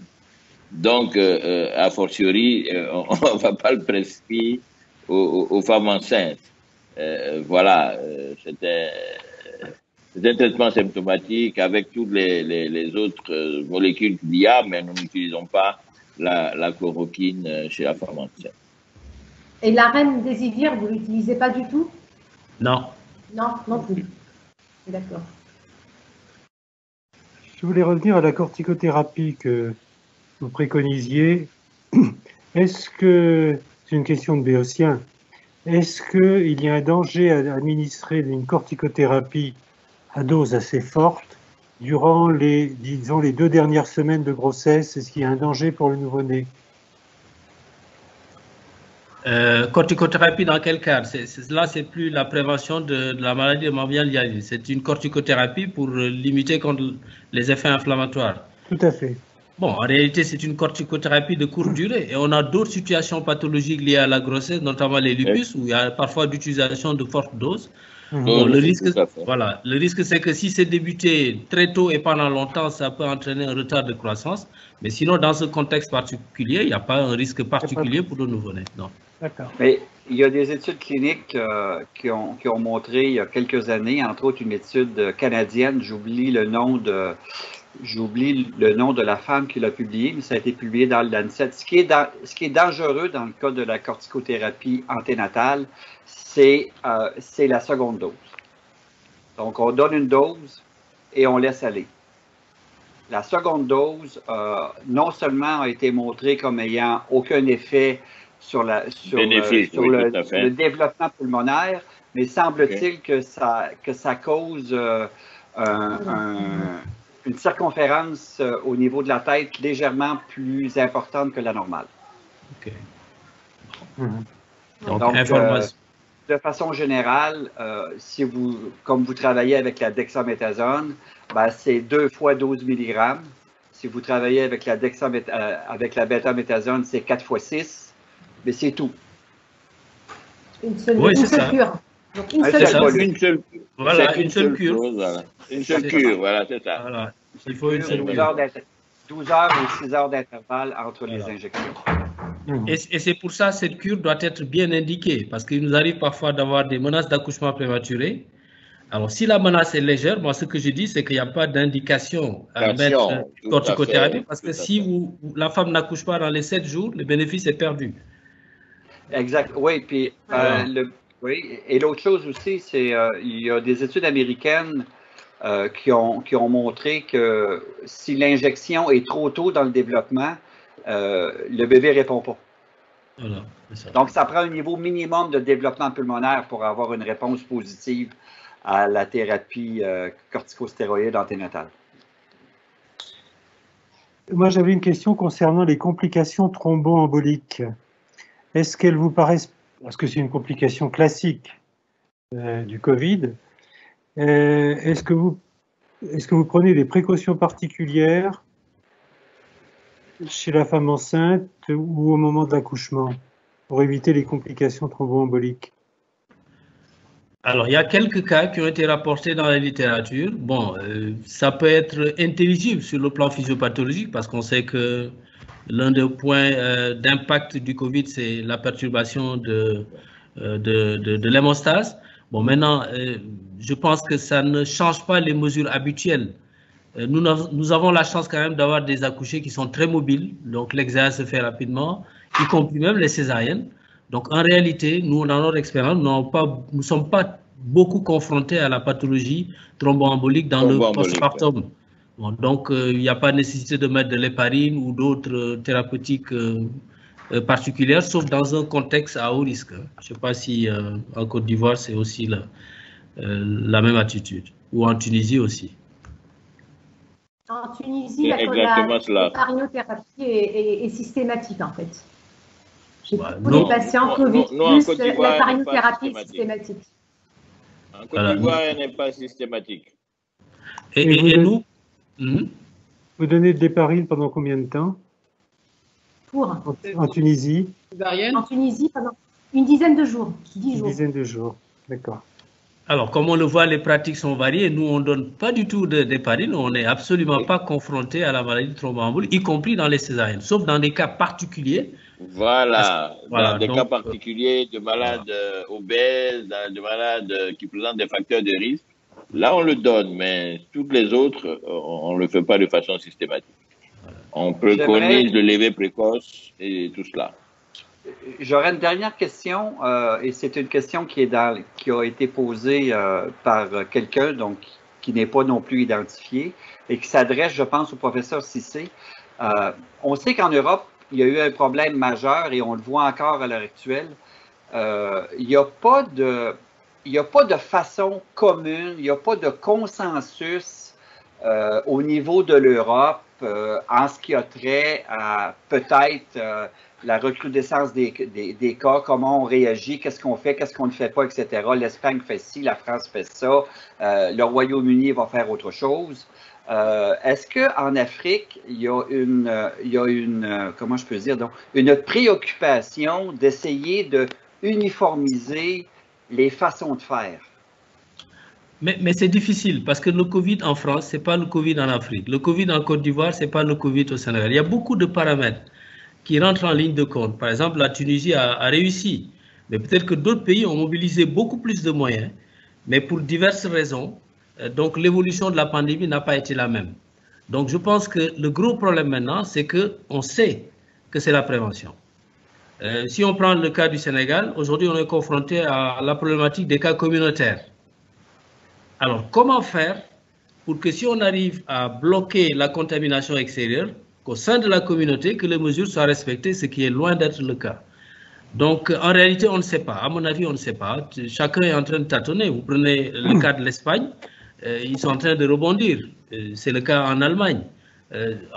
Au Sénégal également, nous sommes en plein dans la tempête, comme on dit. On voit ce qui se passe en Afrique du Sud. Donc, je crois qu'il est difficile d'avoir une attitude commune au sens littéral du terme. Je crois que... Oui, en fait, c'est ce que vient de dire le professeur Cissé est tout à fait juste. Il y a une disparité telle des pathologies dans les différents pays qu'il est difficile de... Pour ce qui concerne la gynécologie obstétrique, quand même, il y a une tentative supervisée par la Société africaine de gynécologie d'essayer la SAGO, d'essayer d'harmoniser les protocoles, d'essayer de trouver une espèce de consensus qui nous permettrait d'avoir une attitude un peu consensuelle, cohérente dans les différents pays de l'espace SAGO. Mais c'est des choses qui sont juste débutantes, hein, et il n'y a pas eu encore de démarche patente par rapport à cela, et je pense que c'est une piste qu'il faut pas abandonner. Oui. OK. Étienne, oui. Oui, dans ce que je reviens sur ce que disait le professeur Cissé il y a un instant sur le problème de la pandémie qui est très différente d'un pays à l'autre. Effectivement, on ne maîtrise absolument pas la situation. On sait qu'il faut absolument éviter il faut développer les gestes barrières, etc. Mais on sait très peu de choses. Comment, ne serait-ce que la question, comment se fait-il qu'il y ait finalement aussi peu de cas de Covid en Afrique? Absolument. Personne n'est capable de donner la réponse. On a dit c'est la température. Et ça a été démenti par un beau papier dans Science, je crois, il y a 15 jours ou 3 semaines, qui a montré que la température, finalement, ça ne jouait pas. Donc, on ne comprend pas les choses. Et ce qu'il me semble, c'est que si on ne sait pas très bien comment s'y prendre, on a fait des erreurs, on a tous fait des erreurs. On en a évité. La Tunisie est un bon exemple. Vous en avez certainement évité beaucoup. J'espère que vous allez continuer à les éviter avec tous les Français, les Allemands qu'on va vous envoyer cet été, qui, fort heureusement, font vivre le pays en partie, mais avec certains risques. Hein, on comprend bien. Et je crois qu'il sera nécessaire, a priori, à l'issue de cette pandémie, que j'espère durera le moins longtemps possible, de faire des bilans région par région. C'est-à-dire que la région subsaharienne n'est pas la région maghrébine. Ça n'est pas l'Europe. Et qu'est-ce qui fait que vous avez X cas? Pourquoi ça s'est passé comme ça ne s'est pas passé de la même façon dans telle autre région? Ça, ce sont des bilans, je crois, qu'on aura à prévoir au niveau de la pneumologie, parce qu'on est, disons que je suis pneumologue, donc je suis plus intéressé directement à cela, mais aussi au niveau des autres sociétés, de gynécologie obstétrique, etc. J'aimerais juste dire un mot sur notre incompréhension. Effectivement, on ne sait pas trop comment réagir, mais pour ceux qui suivent la littérature, et vous la suivez tous, je vous inviterais à lire un article qui a été publié dans Frontières endocrinologie, et bon, je pourrais vous l'envoyer si vous voulez, puis vous pourriez l'utiliser. Mais essentiellement, ce que cet article-là dit, c'est que c'est un virus qui est horriblement complexe par plusieurs choses. La première des choses, c'est qu'il est multisystème. Et pourquoi il devient de plus en plus multisystème? Ben, c'est que ces protéines de surface, non seulement ce sont des protéines spécialisées, mais quand il frappe un système qui n'est pas capable d'infecter, il est assez intelligent pour développer ces protéines antigéniques et de sorte qu'il attaque, il est capable d'attaquer. Deuxièmement, plus il attaque, plus il devient virulent. Absolument. Et troisièmement, semble-t-il qu'il s'adapte à l'air ambiant. Donc, il est capable de vivre assez longtemps à l'air ambiant. Et donc, oui, ça c'est une donnée inquiétante. Oui, et donc tout ça mis ensemble fait en sorte que, par exemple, pour des pays comme le Brésil qui ont décidé d'aller vers une immunité collective, je suis même pas sûr que ça va fonctionner parce que finalement, je pense que le virus est plus intelligent que la plupart de nous en ce moment. Et donc, c'est un méchant combat. Alors, et même cette immunité collective renforce l'inquiétude parce qu'on a vu, ça a été publié, des personnes qui ont fait le Covid et qui 3 mois après on refait le Covid. On refait le Covid, oui. Il y a eu aussi des études qui ont montré que des personnes qui avaient fait le Covid, au bout d'un certain moment, n'avaient plus d'anticorps. Alors, même l'histoire de la vaccination, on n'est pas sûr. On a le cas de la grippe. Il faut chaque année refaire une vaccination. On n'est pas sûr de trouver un vaccin qui soit suffisamment efficace et qui puisse protéger pendant un temps assez long. Donc, en réalité, oui, parce que le virus n'est pas très immunogène. Absolument. Le SARS-CoV-2 n'est pas très immunogène, donc on ne sait pas si la mise en œuvre d'un vaccin va vraiment être bénéfique. Et on voit aussi, il y a des cas où les personnes sont Covid, on les teste négatifs. Deuxième test, 3 jours après, ça revient positif. On les reteste, etc. Donc, en fait, on ne sait pas, à mon avis. Oui, c'est vrai. Récemment, la semaine dernière, on a reçu une patiente, une infirmière en Italie, qui a fait justement une infection Covid en mai, qui avait des IgG positives et qui nous l'a adressé pour une suspicion de nécrobiose d'un fibrome. En fait, elle avait réellement un fibrome en nécrobiose, mais la PCR était positive. On s'attendait à une PCR négative avec des anticorps qui sont positifs. Eh bien non, la PCR est encore positive. Depuis mai, s'agit-il de réinfection ou d'un portage? On ne sait pas encore. Même les virologues sont un peu inquiets par rapport à cette patiente. Heureusement qu'elle évolue bien, mais c'est quand même inquiétant. Écoutez, je ne veux pas faire le prophète de malheur, mais je pense que nous allons devoir quitter sous peu. Ça fait presque déjà 2 heures que nous sommes en ligne. Étienne, est-ce que tu voudrais faire la clôture de l'activité, s'il vous plaît?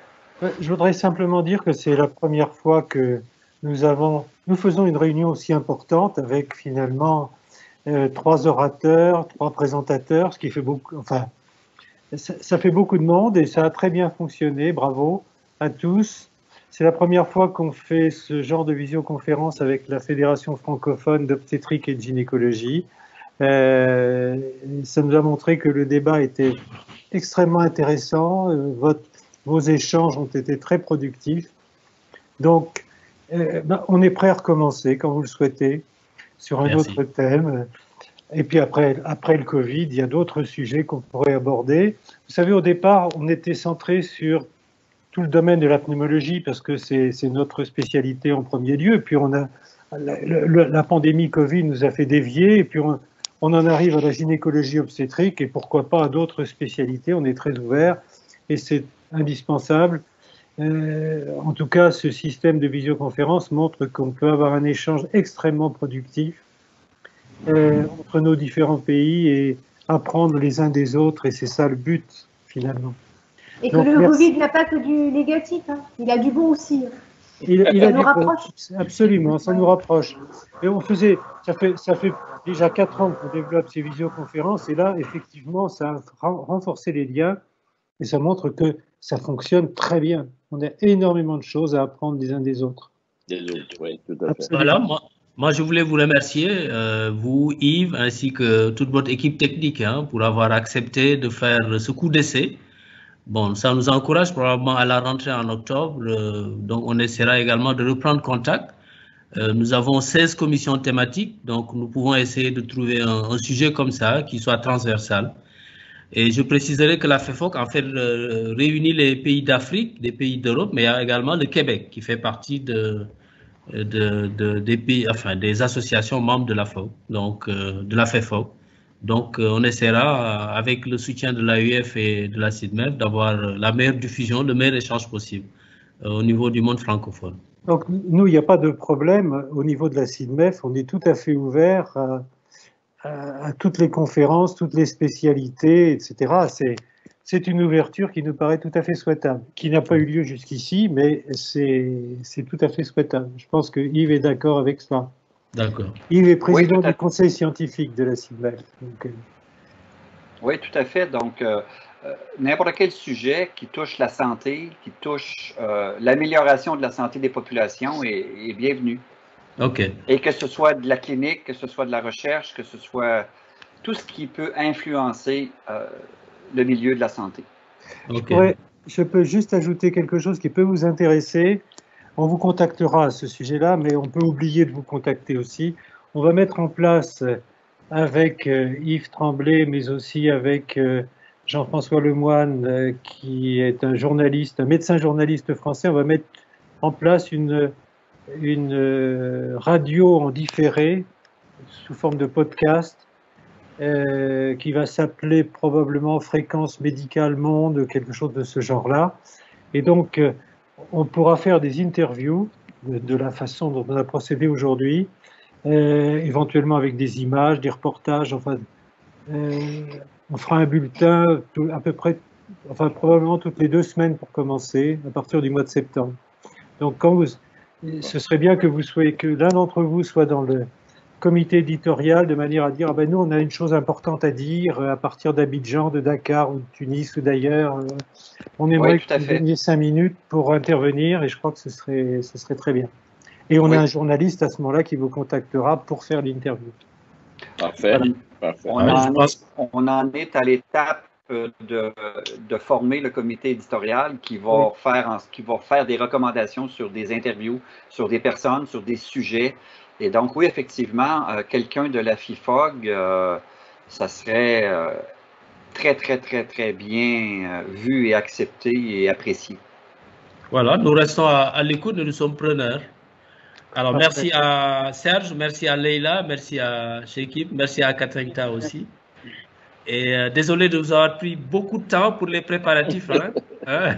L'essentiel, c'est que ça ait fonctionné. Tout à fait. Merci. Au revoir. Merci. Allez, allez, au revoir à tous. Au revoir. Allez, au revoir. Au revoir. Allez, au revoir à tous.